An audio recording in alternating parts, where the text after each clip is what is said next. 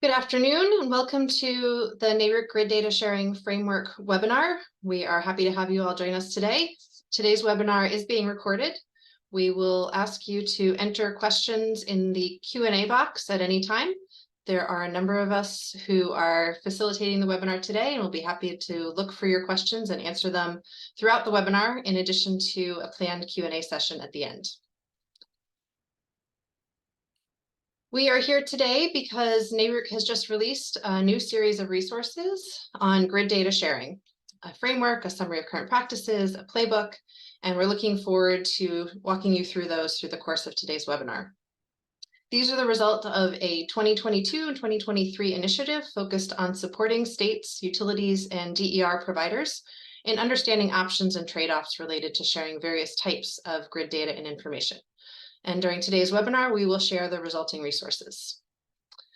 Before we go any further, though, I want to introduce myself and our team.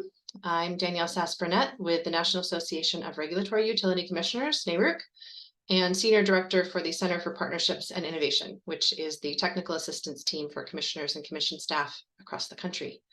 Very pleased to have partnered with Lynn Costantini, the Deputy Director for NARUC Center for Partnerships and Innovation, Benjamin Stafford from ICF, and Chris Villarreal from Plugged In Strategies. We will be walking you through these resources throughout the course of the next hour.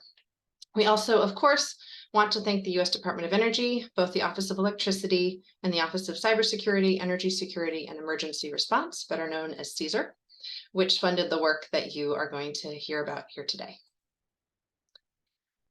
During today's webinar, we're going to very briefly talk to you about the framework development process. And then we're going to give you a preview of the resources that are now available and that you can find on our website. We're going to drop the link for where you can get those into the chat in just a moment. In addition, we'll walk you through succinctly the different framework categories that are part of the grid data sharing framework, questions that are found in them, examples and resources that you can access to support their use in your own state. We will also, as I mentioned, take questions and answers. And this should give you just enough information to have a picture in your mind for what you can find when you sit down to read them. We will be going quickly, so don't hesitate to ask us questions. At this point, I'm going to pass along the first part of the presentation to my colleague, Lynn. Thanks so much, Danielle. So why are we actually here today, and what are these resources that we're talking about, and why are we talking about them? Well, we realized that public utility commissions are increasingly being asked to settle questions related to third-party access to power system information or grid data that utilities are using to plan and operate the electric grid. In light of state and utility decarbonization targets, projected DER growth, customer preferences, resilience and security concerns, and more, it was very clear to us that questions about what data to share and how to share it will continue to arise across more and more states in the coming year. So we formed a grid data sharing collaborative to help commissions and other stakeholders address those questions specifically. Of course, every state is different policy goals and objectives, different regulatory approaches, for example. Our goal was not to try to develop a one-size-fits-all solution, but instead we wanted to develop a flexible framework that could be tailored by states to fit their own needs and priorities. The framework itself grew from a series of workshops in 2022 and 2023, as Danielle mentioned, where the collaborative members explored data sharing options to meet expressed needs and articulated risks and trade-offs of those options. The exploration was aided by the development of several use cases, which served to guide the discussion and test the assumptions that we were making. Next slide, please. But of course, data sharing is a really big subject area. We purposefully narrowed the scope of this initiative to grid data sharing, data that utilities use to plan and operate the grid, and that DER developers are interested in accessing for their own planning purposes. System assets, system conditions, system constraints. Grid data sharing mechanisms were in scope for the discussion as well. But what was out of scope was customer data, or PII. And to be clear, we focused on electric grid data. So gas utility data was out of scope as well. Next slide, please.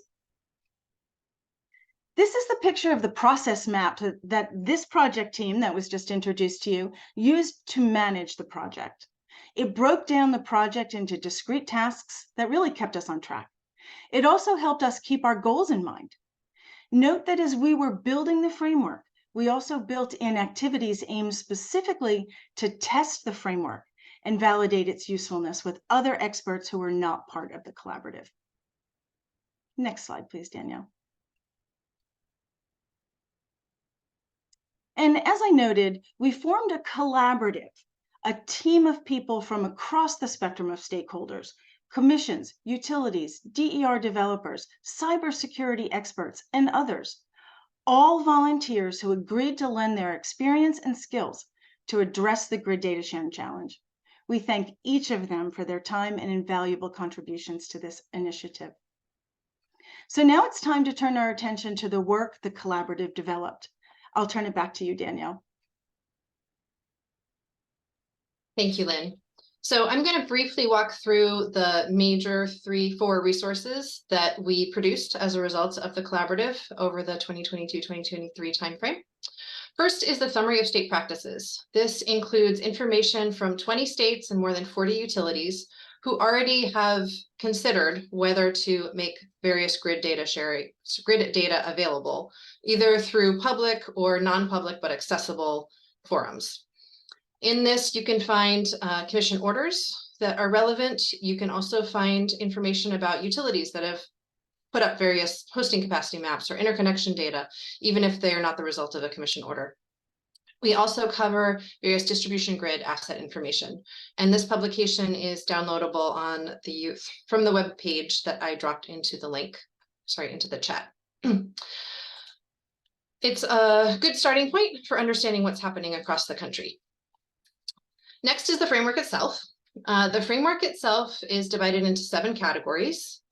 Each of the categories describes various considerations and a series of questions that might be asked and answered in the context of a process that a state might run. Looking at the framework itself, you can see that there are 3 colors. The order does not matter. The colors identify categories that are closely related.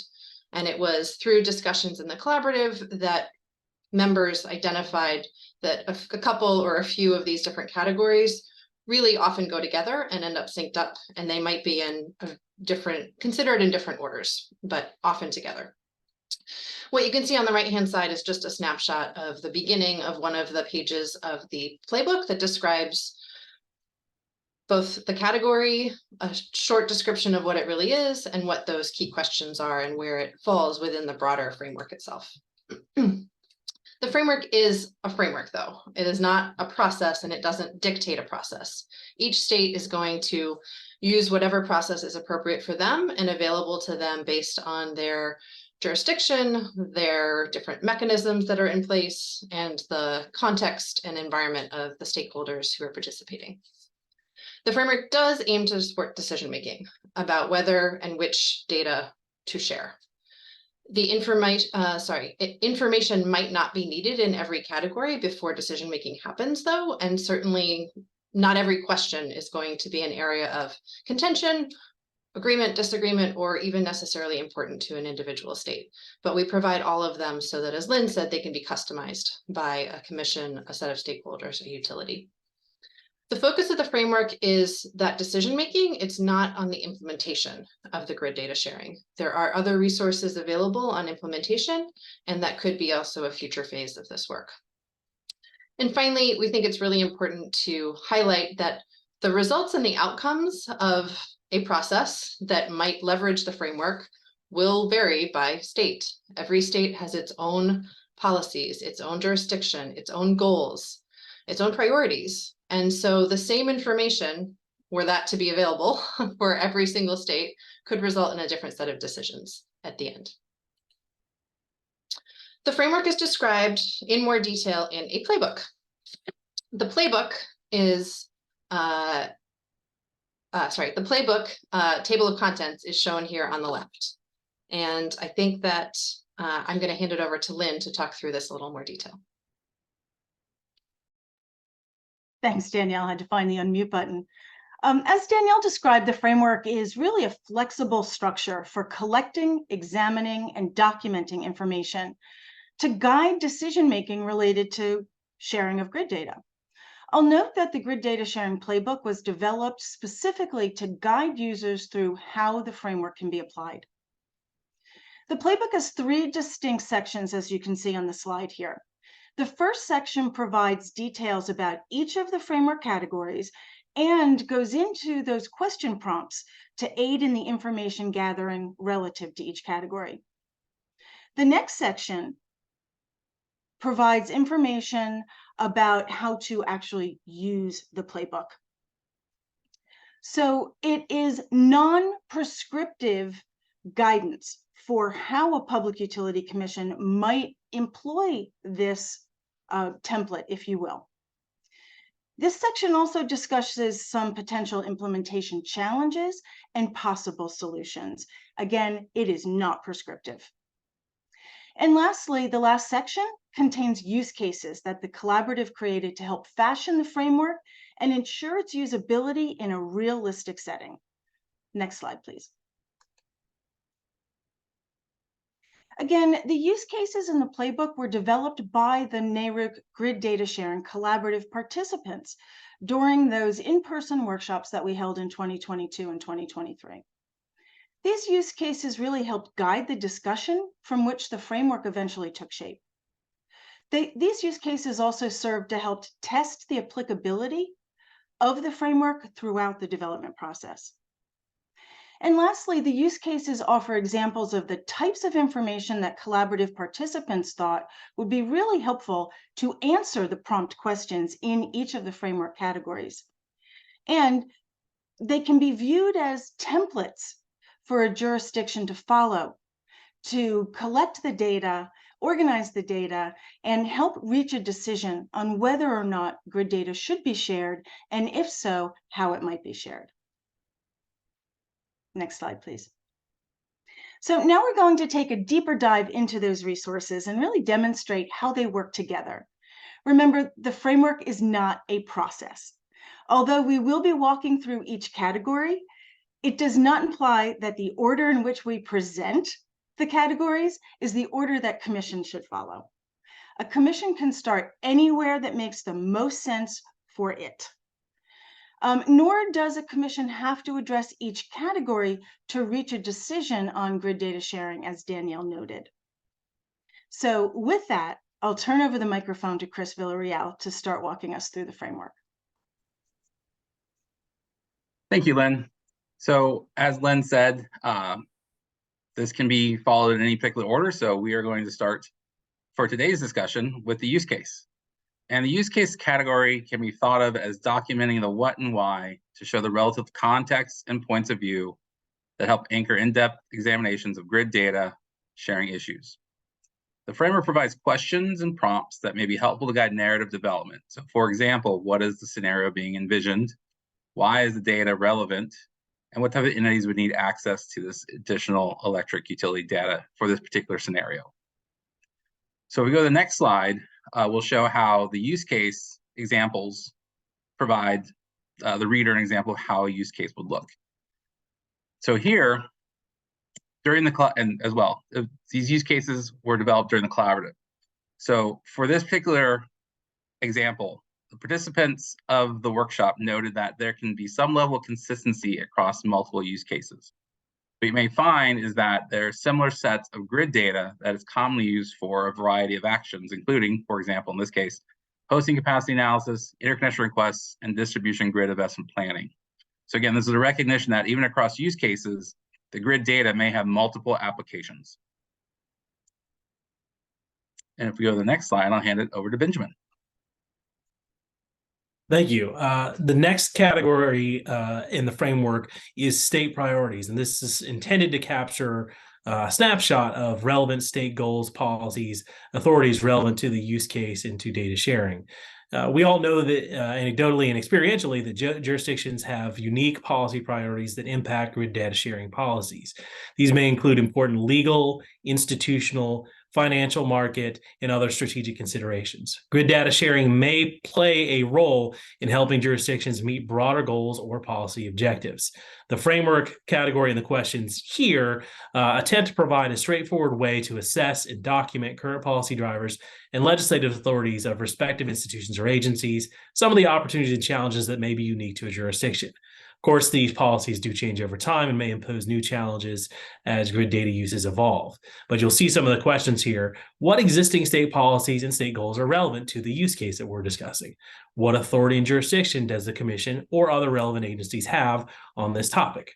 What are existing precedents or requirements within state or Commission guidance regarding data openness, data privacy, burden of proof, which we'll get to in just a moment. So you see how these questions start to frame up where are we operating and what is unique to that jurisdiction where data sharing may be part of the discussion.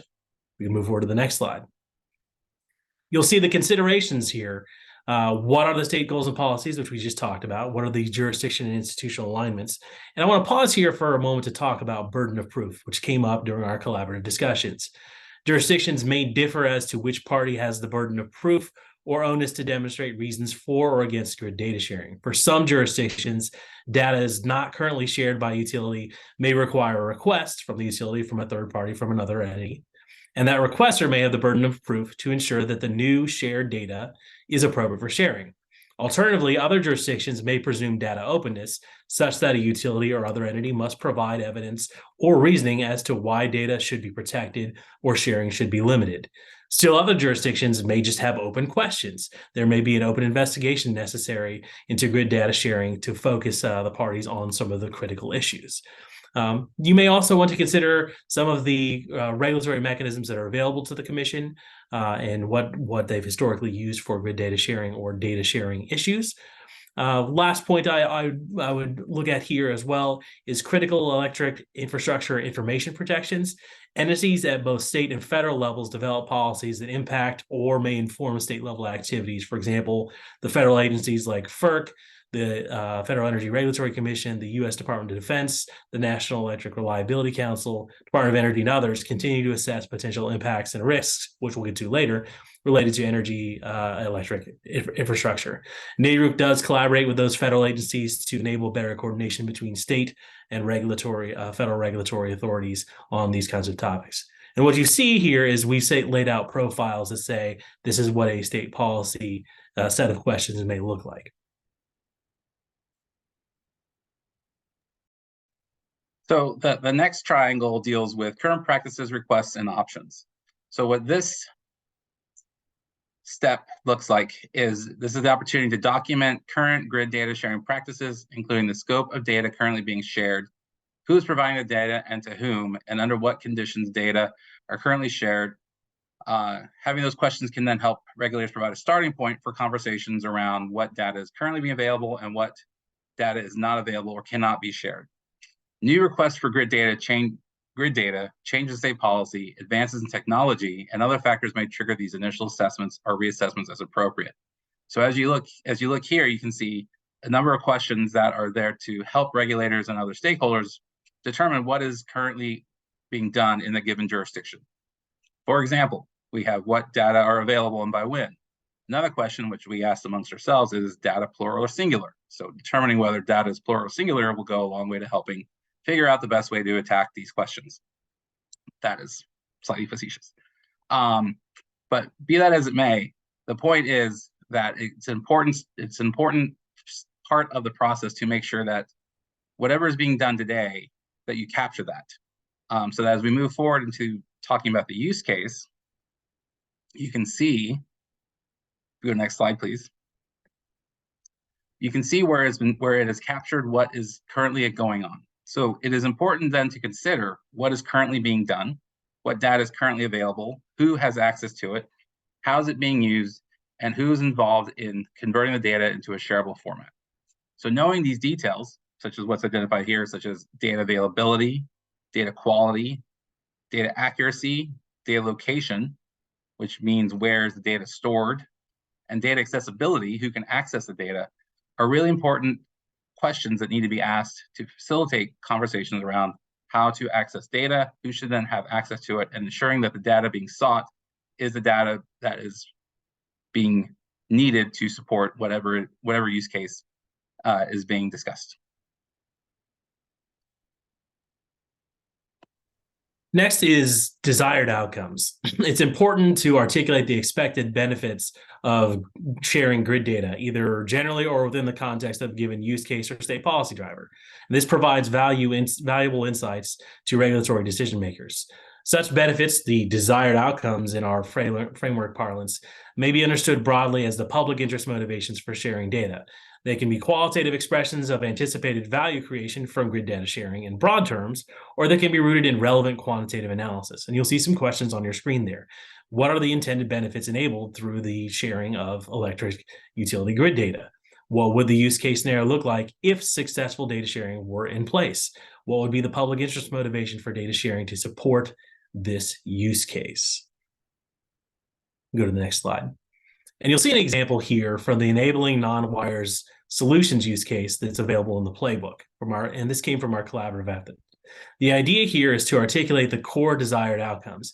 In the use case before you, the sort of success as defined by the collaborative members meant better use of utility resources, assets, and energy, specifically preventing grid constraints and increased use of available capacity. You'll see some articulation of value to specific entities like utilities, aggregators of DERs, and society as a whole. So it's important to break down the desired outcomes, to whom those desired outcomes may accrue, and what this has to do with the business case here, or the policy case for grid data sharing.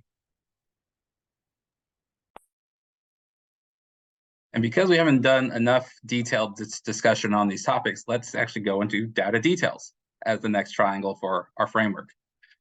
So the usefulness of grid data sharing depends on access to and confidence in the data necessary to enable a set of desired outcomes. Yet collecting, assembling, exchanging, and consuming data can be complicated and perhaps costly in some circumstances. For example, data may reside across multiple owners or parties, in multiple systems, across multiple locations, and in varying levels of granularity as well as whether data is being collected itself or not. So when a jurisdiction looks to talk about the data details inside of a particular use case, it is important to have these detailed conversations around the data details. So for example, questions that are identified here in the use case include, what level of data quality and granularity is necessary? Can a particular use case survive with perhaps less granular data than one might prefer? Or do they really require the highly granular information? Then how frequently should data like that be shared? What data is necessary or nice to have, or what is needed? And then, of course, who has the data, where's the data, and how do you access it? And what is the level of specificity or criticality of specific data details? So as we go to the next slide, you will see a sample set of grid data elements. This comes from our conversation in dealing with the interconnection use case. And so here you can see there's some very highly specific and granular information that is in this example to support an interconnection use case as developed by the collaborative. So in this case, many state commissions, when they talk about grid data discussions on a use case like this, or looking for data details, they may begin with specific applications that involve new or changes to existing data sharing. So when you're transitioning from a prior interconnection regime to a newer interconnection regime, especially in the face of newer availability of more and newer information. Furthermore, in a case like interconnection delays can prompt requests for state commissions to improve grid data sharing to help third parties optimize their planning using applications that commonly include interconnection information, such as what's provided here on the screen. During our collaborative, the participants working on this use case developed a sample list of discrete data that they believed, based on their experience, would support and foster more effective DER siting interconnection. So again, this is just one piece of that conversation to provide some context around the conversation around data details and how this part is a really important part of the conversation.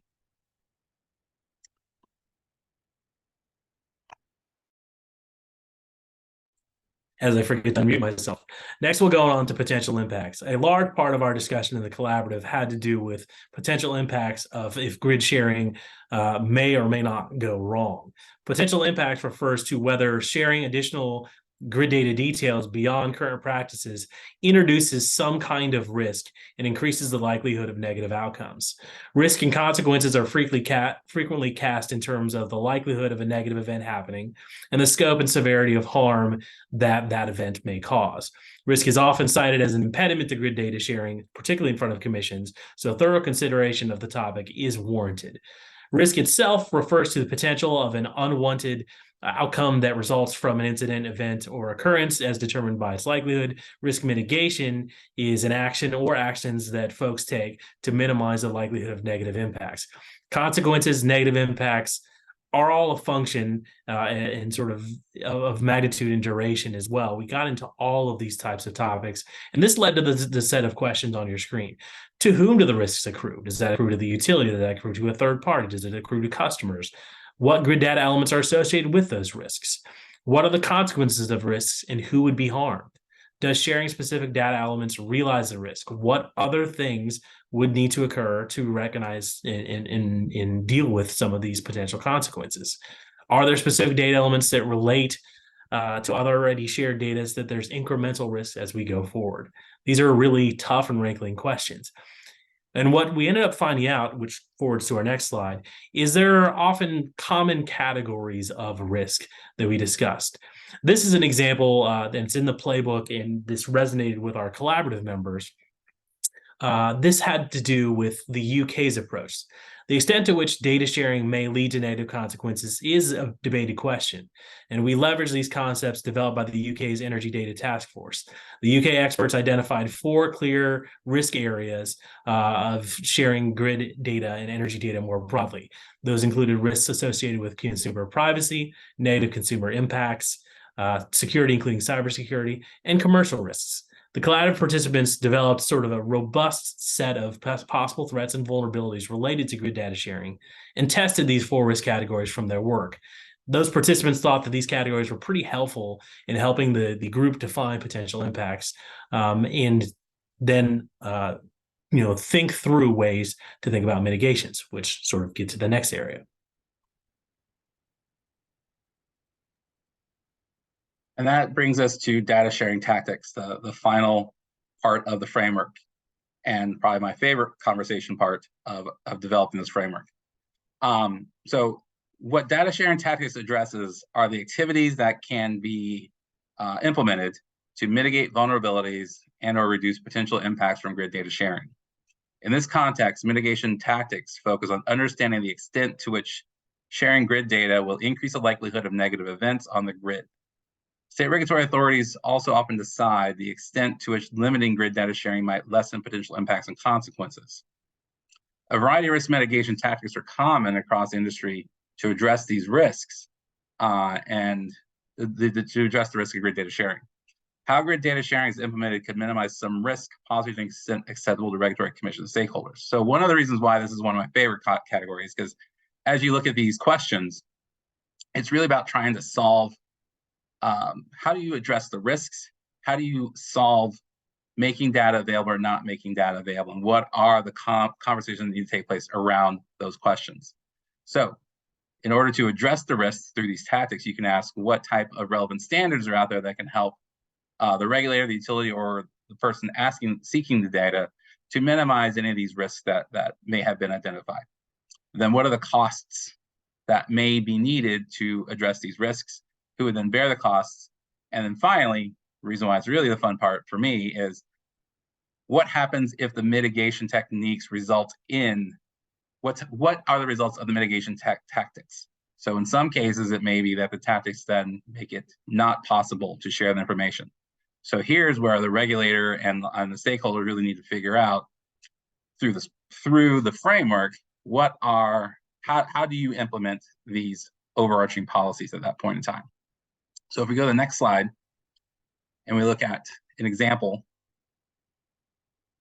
of grid data sharing tactics, what we do here then is look at the approaches that may be possible to address them, again, recognizing that on the one hand, you're trying to address mitigation risks identified in another piece of the framework, but also then recognizing those tactics have an impact as well. So those impacts could be facilitating exchange of data, or it may also result in not facilitating exchange of data or putting some other cost attached to it that may make it acceptable or unacceptable to those seeking information. So really then trying to balance everything all the different pieces of the framework really does come down to how are you going to address how are you going to mitigate these risks? And those are really the fun questions in my mind that stakeholders have to address as we talk about grid data sharing. Thank you, Benjamin and Chris, for walking us through all of those categories as briefly and succinctly as you did. Of course, members of the audience, you can find a lot more details on all of the questions, various resources that support decision-making, and references like Benjamin shared with the risk categories in the playbook itself. The last section, or second to last section of the playbook that we mentioned when Lynn gave the intro was the section around using the grid data sharing framework. And so in this section, we had a series of ideas that could support decision-making because the framework itself is providing essentially an information collection template and format. But then a commission and its stakeholders will need to actually make a decision. And that is not as clear in this case as it might be in a traditional investment kind of framework.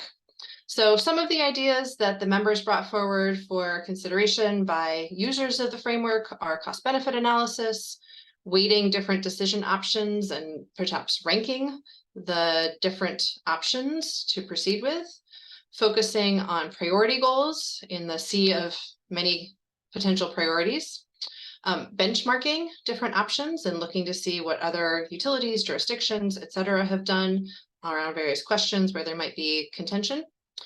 Leveraging industry resources, of course, and we provided to you the summary of state practices, and also recognizing that often commissions are brought in to be adjudicators where there are areas of disagreement, that it's useful to address any objections in the record so that all of the participants to proceeding, stakeholders who might be engaged and want to understand the decision-making can really see that in writing and potentially address it in different ways in the future.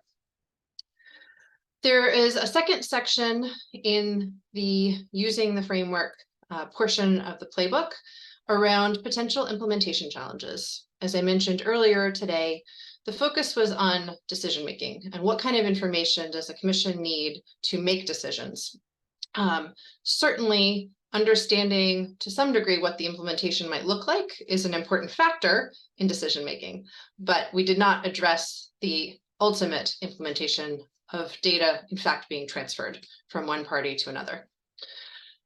The members of the collaborative did want to outline their awareness of potential challenges in that space and a variety of possible solutions. So we've just provided here a snapshot of one of two tables that talk about what some of the potential challenges would be and where there might be some solutions available in practice throughout the country right now. And with that, I'm going to ask Lynn to bring us to the end of the formal presentation. Sure. Thank you so much, Danielle. And before we get to the Q&A portion of our webinar, I did want to announce that NARUC will be taking another step in the development of this framework and the grid data sharing resources it just developed. And that will be actually piloting the grid data sharing framework. Recall that I said as we were developing the framework that we had specific activities to test assumptions and really put the framework through its paces to test it for usability and fit for purpose. But actually putting the framework in practice through a pilot, I think will really give a lot more information about the usability. So for our commission friends on the call today, if you are interested in becoming one of the pilot participants, I think there are up to 3 pilots that we'll be able to conduct. If you want to give me a call or email, my email address is on the slide that you see today. An application will be going up soon on NARUC's website, but feel free to contact me for more information. And with that, I think it's time for Q&A. And I'm happy to field a little bit of the Q&A. So we've got a couple questions, and feel free to use the Q&A function in your handy Zoom window to prompt us with more questions. We're happy to answer those. We had a couple quick questions. One question came along of, did we compare the practices in other regulated industries? So the data sharing practices in other regulated industries. The short answer, and Lynn, I think you can probably elaborate a little on this, is not a lot of detail. It does inform in the background, and some of the experts in our collaborative do have experience from other regulated industries. But did we call out specific industries in developing the framework or in the collaborative? Not quite as much. And Lynn, if you have something to add to that. Yeah, I think that's one of the reasons why we brought so many different stakeholders to the table. Each has different perspectives, different experiences, different skills that they brought to this conversation. I think one of the areas where we looked outside of just the electric sector was in the area of risk, particularly when we were talking about cybersecurity risk. There's lots of different lessons learned across different industry groups and sectors. And we did bring that knowledge into the collaborative when we were discussing risk. Another question here from our pal Lorenzo. He's asking, RE, in reference to potential impacts, is there a place in the framework to consider risks and impacts of not sharing the requested data? For example, some potentially desirable or important activities would be stalled or delayed if data access is denied. How does the framework consider this? This is a great question, and it's a conversation we had a lot during the collaborative, so thank you for asking it. So we initially put this in a couple different categories, and I think the way that the framework may best digest this, and I'd bring my colleagues in to talk about this as well, is clearly articulating the desired outcomes vis-a-vis the risk mitigations, and having those two conversations happen at the same time, or having those two conversations go back and forth between one another.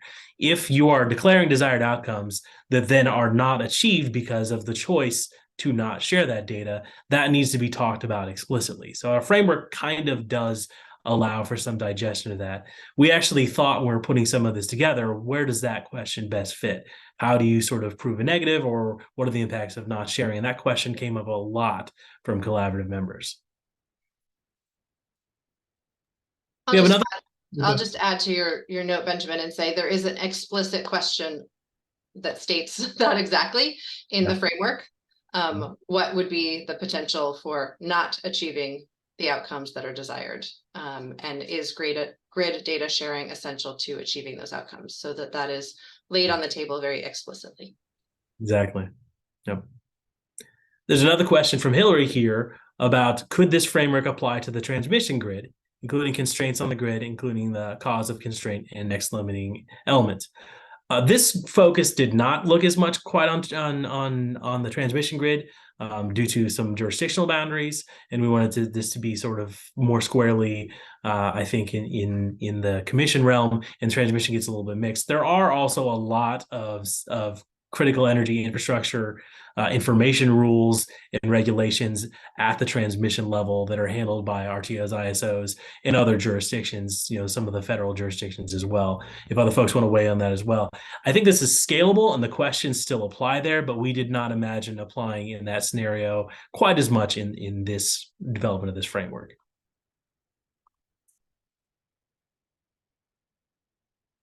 I think we're at the end of the existing questions, but I wanted to also allow some of our panelists to maybe weigh in on some of the questions that perhaps they experienced or saw throughout this process that they thought were particularly interesting or may want to bring to this audience. I think we did get a question come in about the difference between the use case category and when we were talking about use cases. So I'm going to ask Lynn to jump in and address that. Sure. When we were talking about the use cases that are in the playbook, those use cases were developed as part and parcel of the formation or the development of the framework. We found that putting a real world example to the conversation really helped us get that vision for what the framework ultimately should look like and what those prompt questions within each of the categories should be. And the use cases that are in the playbook are actually filled out with realistic answers. It is not an answer from any single utility or any single commission, but they are representative and they are realistic. And it really demonstrates how to complete the framework, using it as that template, as Danielle described. But the use case in the framework itself is for the same purpose that we used our use cases for, but it's specific to the situation and the environment that the utility and the commission finds itself in. So there could be lots of different use cases, but again, that's an example of how the framework is tailored to individual circumstances. And Lynn, if I might, I'll just also want to add that having that framework really provides the discipline necessary to implement the framework. Because what we would find out as we were going through the use case development is that new things got attached to the frameworks that really then required a much more specific description of what the use case should look like, rather than having it be too generic, which then would allow conversation to go all over the place. It really then put discipline and required the conversation to focus on the specific detailed needs around the grid data access and the needs. Yeah, we often got a reaction of like, am I even asking the right questions? And that's what a lot of time in our collaborative was spent doing. We had another question here about whether if there's any initial reactions to the framework thus far, if there's folks that are finding it useful. And maybe Danielle, if you have some response to that. Thank you. Yes, I'm happy to share that we've had a lot of very positive response so far.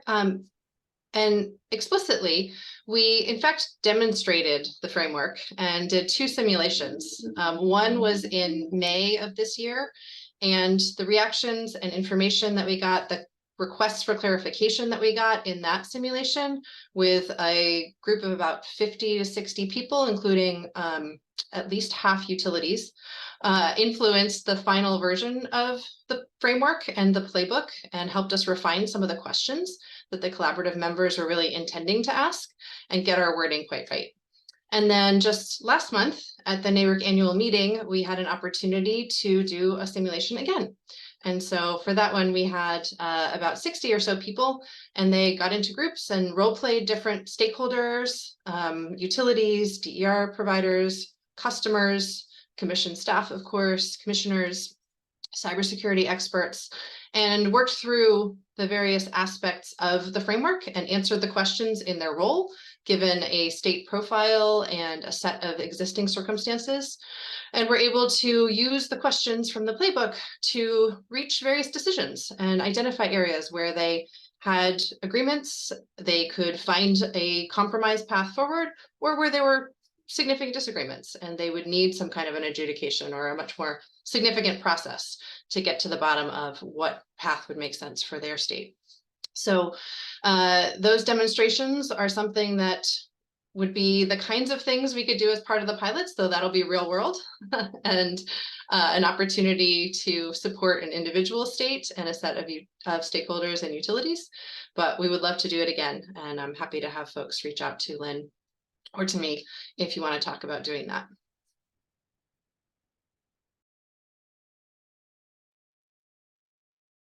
I'm not seeing any more open questions at the moment in either the chat or in the Q&A function. Great, thanks, Benjamin. Last call, and if we don't have any further questions, we will end the webinar early. We'll refer you again to the webpage where you can download all of these resources. That's also where you will find a recording of today's webinar. And we invite you to engage with us in an ongoing fashion. And certainly if you learn about additional grid data sharing practices happening out in the real world, please let us know. We can update our summary of practices. And again, take advantage of the opportunity to demonstrate these through potential pilots into the future. Thank you for your time and attention. Hope you have a great rest of your day.